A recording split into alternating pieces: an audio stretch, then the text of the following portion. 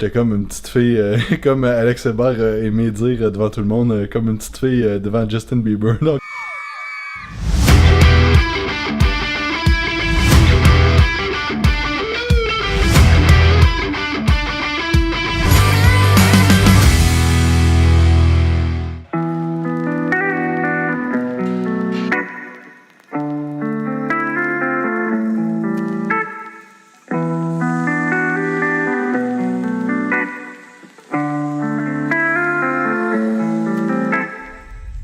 ce qu'on fait aujourd'hui avec Marie, ça s'appelle la technique des stages descendants. Donc là, c'est pas une technique, c'est un schéma de répétition. Donc on va faire 7, 7, 5, 5, 3, 3. Donc 6 séries, 2 séries de 7, 2 séries de 5, 2 séries de 3. On augmente la charge, dans le fond, entre le 7 et le 5, la même chose entre le 3. C'est un excellent schéma de répétition pour amener quelqu'un à utiliser des charges plus lourdes. C'est la première fois qu'on travaille du 3 reps. Donc, de cette façon-là, on va travailler des expositions à une intensité moins élevée au début. Ça va primer le système nerveux, désensibiliser les organes tendineux de Golgi, tout ça. Donc, mais aussi au niveau confiance, c'est que, tu sais, si tu n'as jamais fait de 3 reps, faire 7 séries de 3, exemple, ça peut être un peu challengeant au début ou ça peut faire peur un petit peu. Fait que j'aime ça, utiliser ce schéma de répétition-là. Puis ça, dans le fond, moi, j'ai appris ça des gros poliquins, fait que j'ai fait PCP niveau 3, c'est là qu'on a vu ça, puis j'ai approfondi encore plus avec Stéphane Cazot dans les dernières années, que c'est un de mes grands mentors en entraînement, fait que c'est ça. Puis le choix de charge est super important dans ces schémas de répétition-là. Et Stéphane, il écrit un excellent article qui s'appelle le Rep Scheme Manifesto, quelque chose de même sur son site web, Kilo Strength Society / tu mettras le lien de l'article. Vraiment, vraiment un bon article. Donc c'est ça. Puis là, on est rendu aux séries de 5.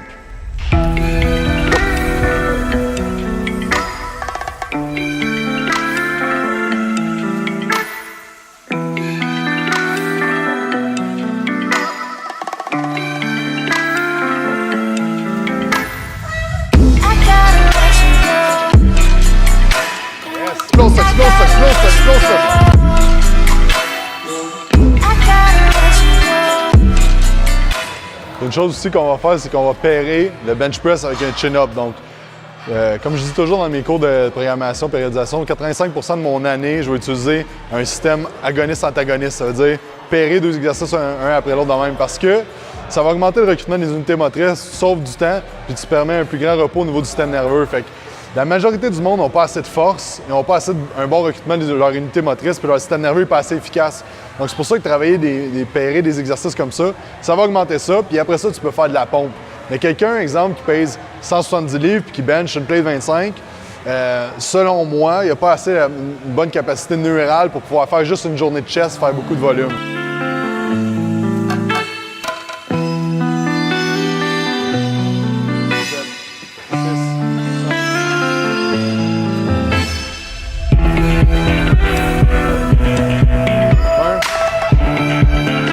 Squeeze, garde ça en descendant un peu plus haut.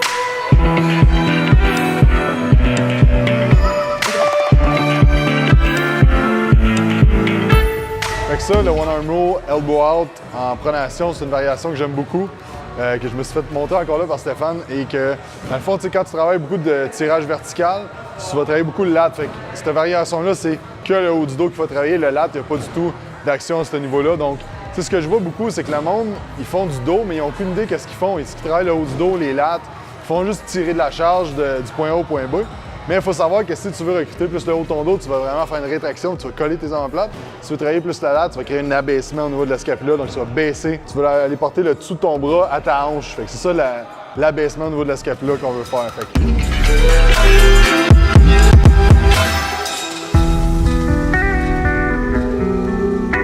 2, 1.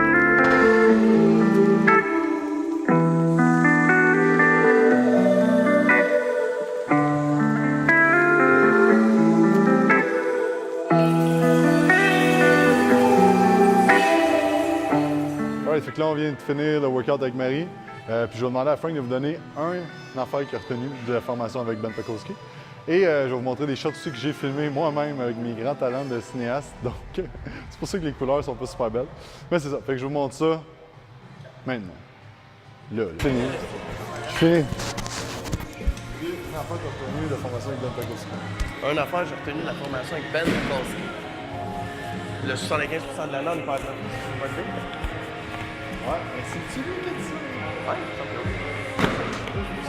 Alright, fait que, une des choses que je trouve le plus intéressante que j'ai retenue de la formation ce week-end avec Ben Pakulski, c'était son approche pour le post-workout, en fait. Une approche bien particulière que je pense que la majorité des personnes font pas, en fait. C'est que lui, quand il finit son workout, il termine son workout, pas en s'étant un peu, en ayant tout donné, mais il prend une période, justement, un 5 minutes à la fin de son workout pour juste aller s'asseoir, respirer, reprendre son calme, se regrounder, dans le fond, dans le moment présent. Puis ensuite de ça, ce qu'il fait, c'est que là, il va aller consommer, dans le fond, une fois qu'il est calme puis que son estomac il est prêt à recevoir, dans le fond, des nouveaux nutriments, là, il va aller consommer ses carbs, puis 20 à 25 minutes après son shake de carbs, il va consommer son shake de protéines. Pour ensuite de ça, y aller avec d'autres suppléments pour la récupération, notamment du magnésium puis des électrolytes, qui sont les deux qu'il a majoritairement parlé durant la formation. Je trouvais que c'était quand même une approche qui était intéressante, puis que c'est pas tout le monde qui fait de, justement, prendre 5 minutes à la fin de son workout pour aller se regrounder puis faire comme OK, ben mon workout est fini, le moment de stress de ma journée est terminé, je peux me relaxer puis aller prendre mon temps puis respirer un peu. Ça va, ouais. Hello, hello! Je pense que ça marche. Bon matin tout le monde! Pas recordé? 0 point centré. OK. Ok, donc samedi matin aujourd'hui, on est à la formation de la compagnie ATP avec Ben Pakulski. Donc c'est ça, je vais prendre une coupe de shot et je fais une interview tantôt avec Ben Pakulski aussi que je vais sortir en podcast et sur le Quantum Show un jeudi éventuellement. Donc c'est ça.